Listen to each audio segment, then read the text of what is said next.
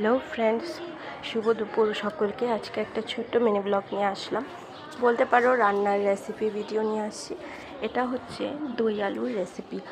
আলুটাকে প্রথমে আমি দেখো আধা করে কেটে নিয়ে বয়েল করে নিয়েছি।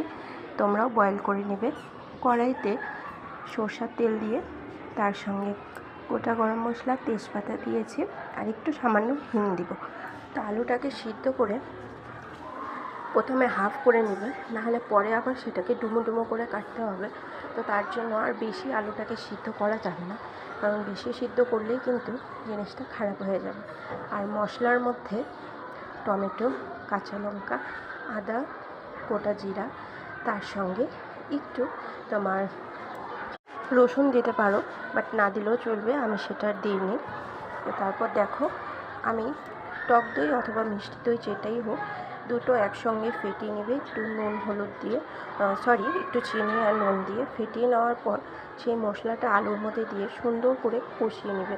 কষানোর পর একটু হলুদ দিবে, কারণ হলুদ আমি আগে অ্যাড করিনি। হলুদটা দেওয়ার পর সুন্দর করে সাঁতলিয়ে নিয়ে তারপর এর মধ্যে যেটা টক দই ফেটিয়ে রাখা আছে সেটা ঢেলে দেবে। সেটাও দিয়ে অনেকক্ষণ সাঁতলাতে হবে।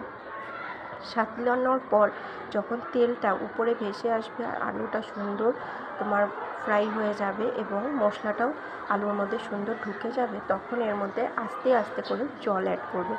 জল একবারে বেশি দিবে না, একটু সামান্য একটু একটু করে জল অ্যাড করবে। আর এতে গরম জল অ্যাড করলে বেশি ভালো হবে।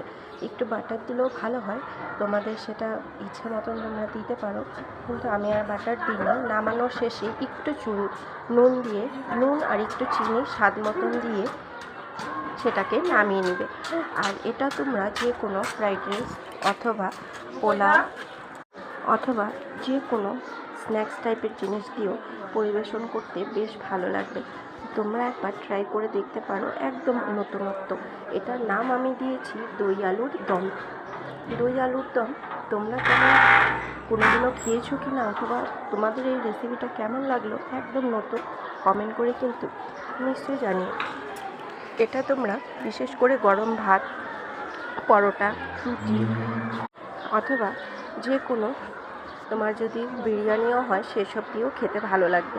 তো কেমন লেগেছে রেসিপিটা কমেন্ট করো। ফার্স্ট টাইম আমি তোমাদের এই রেসিপিটা শেয়ার করলাম।